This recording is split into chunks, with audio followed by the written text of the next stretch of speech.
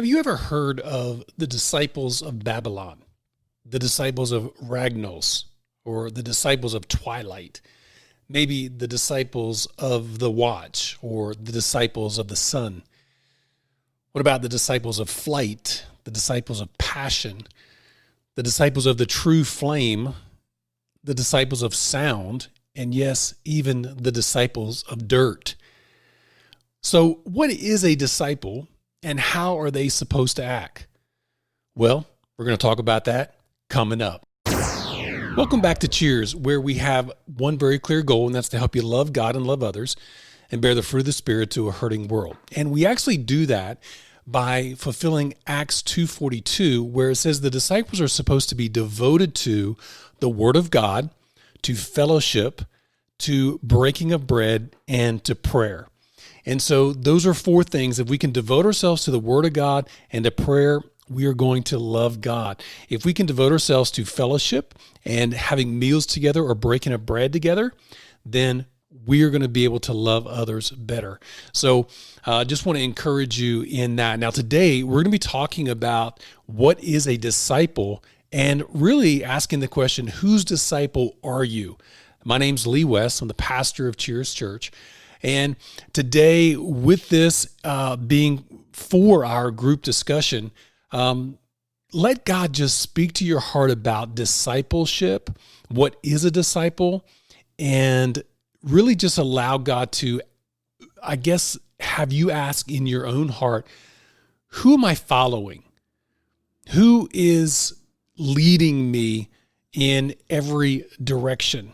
So the definition of disciple is a pupil and follower of instruction of, and one who accepts and assists in spreading the doctrines of another, a devoted allegiance to the teachings of, and takes on the characteristics of the one they are following. So it implies they have and follow and learn from, promote and emulate the actions of someone or something. So who are you a disciple of? Who do you have, follow, learn from, promote, and emulate the actions of? Well, Jesus says, learn from me. So now Jesus went about and he was preaching in all the cities. And then he came to a time where he was like, not many people were repenting and the cities weren't repenting. And so he says to the people in Matthew 11, verse 28 through 30, come unto me, all you who labor and who are heavy laden, and I will give you rest. Take my yoke upon you and learn from me. So here he's asking them, learn from me. For I am gentle and lowly in heart, and you will find rest for your souls. For my yoke is easy and my burden is light. So here Jesus is saying, learn from me and take my yoke upon you. And this yoke was literally a joining. We've seen the yokes for cattle where it was two yokes and one yoke with two cattle in them together. It was a double yoke. And then we've also seen those yokes where someone puts it on their shoulder and they're carrying two water bottles, and that's a single yoke. So this one, interesting enough that the word yoke there that Jesus is saying is zugos, meaning a coupling together or a joining together. So Jesus is saying, let's be yoked together. It's not a single yoke saying, here's my yoke, I'm going to give it to you, you take it. No, he was actually saying, I have a yoke and I want you to join me in my yoke. Just like two cattle are put together, he's wanting you to be put together with him, to be yoked together. And then he says, but don't worry, my yoke is easy and my burden is light. And so he's literally saying, come unto me, learn from me. So he's asking you to be his disciple, be yoked together with me. It won't be difficult. It won't be hard. It should be easy and light. And then it'll give rest to your souls.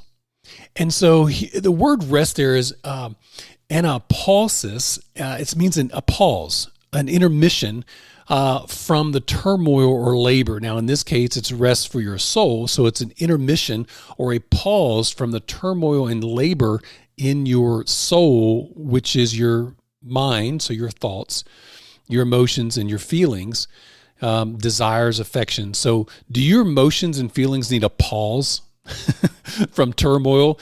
I would say pretty much anybody that has, is living on this life needs a pause sometimes from turmoil in our emotions and our thoughts.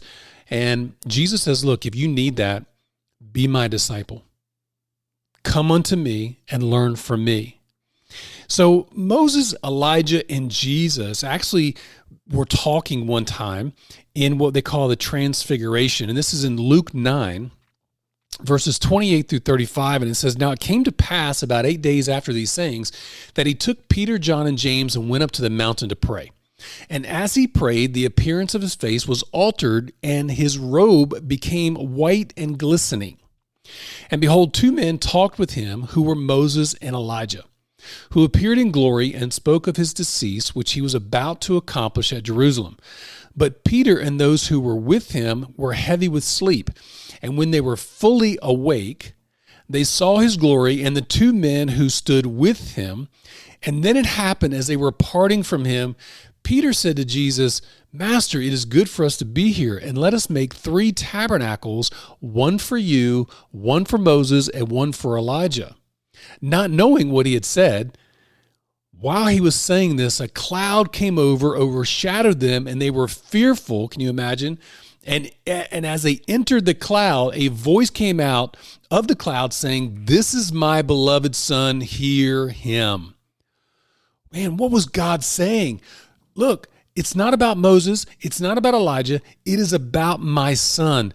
Listen to him. So when they were saying, look, we're gonna put together 3 tabernacles here, Peter, not knowing what he was saying, was really trying to put some equality there with Moses, Elijah, and Jesus, and saying that they were equal in a sense, and I'm going to listen to Moses, and I'm going to listen to Elijah, and I'm going to listen to Jesus. And God comes over and says, no, and with a loud thundering voice, and just, comes down and just says, this is my beloved Son, hear him. So there were some that were Moses' disciples. John 9, 27 through 28, he answered them, I told you already, and you did not listen. Why do you want to hear it again? Do you also want to become his disciples, or Jesus' disciples? And then the Pharisees, they reviled him and said, you are his disciple, but we are Moses' disciples. And then we see also that John had some disciples, and Jesus said, in the spirit of Elijah, John came. And so we have Moses and Elijah here. It says, and the disciples of John came to him saying, why do we and the Pharisees fast, but your disciples do not? And so Matthew 17, 10 through 13 says, and his disciples asked him, saying, why then do the scribes say that Elijah must come first? Jesus answered and said to them, indeed, Elijah is coming first and will restore all things. But I say to you that Elijah has already come. And they did not know him, but did to him whatever they wished. Likewise, the Son of Man is about to suffer at their hands. And then the disciples understood that he spoke to them of John the Baptist. So we see that there are Moses' disciples. We see that there are John's disciples, and even Jesus saying Elijah in a sense.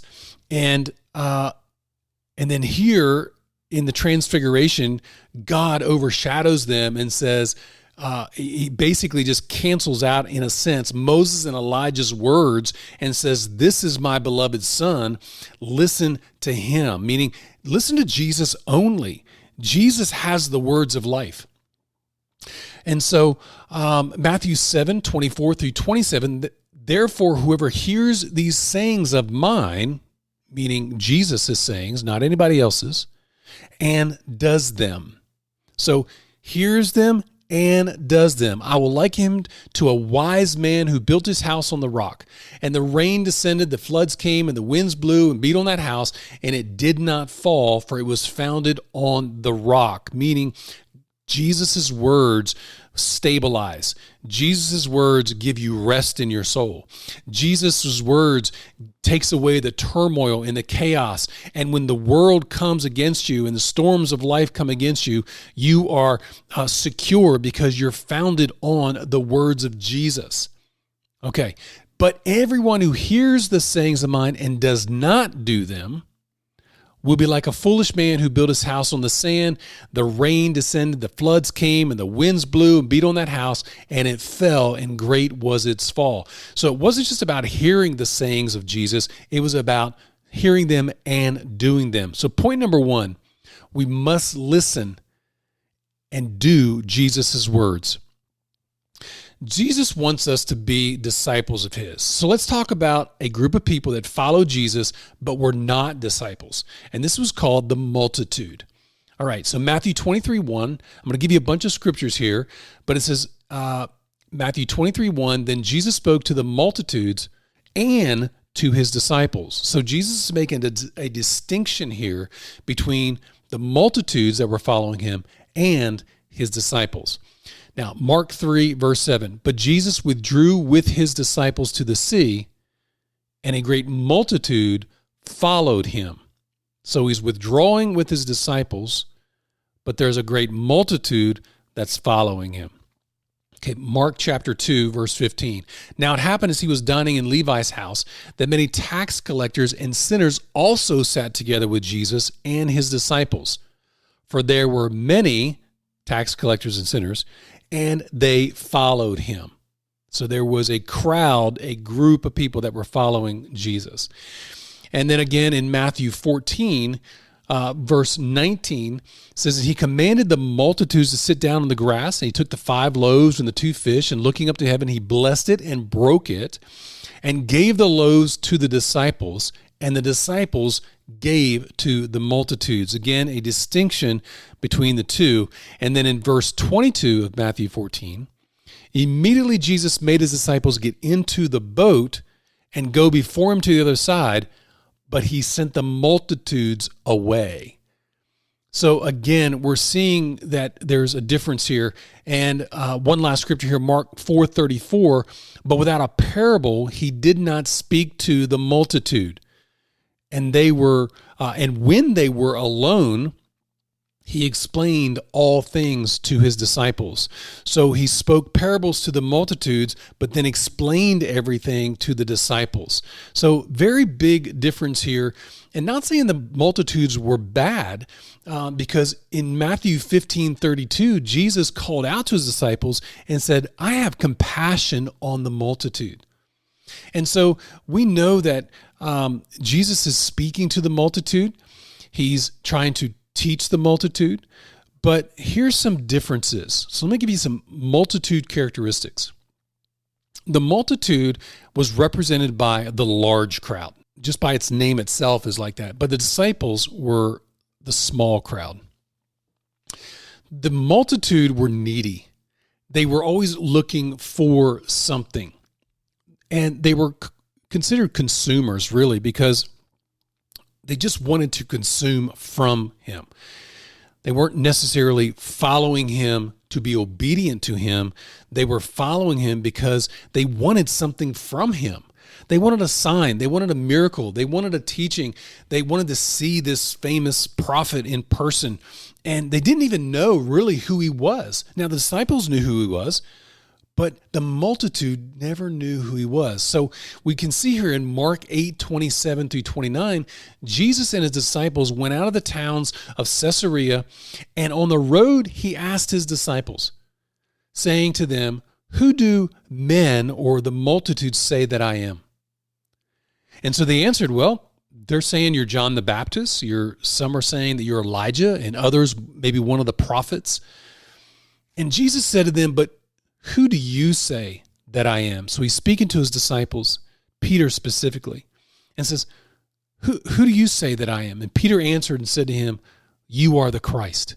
So the multitude said he was John the Baptist, Elijah, or a prophet, but the disciples, however, knew him as the Christ, the Son of God. And so, very big difference here between multitudes and disciples. The multitude was not necessarily interested in becoming a disciple, as that required, remember, a yoke. To be yoked to him. It required a commitment. It required a sacrifice. And the multitude were just, I would say, like tire kicking in a sense, so to speak. So few actually become disciples.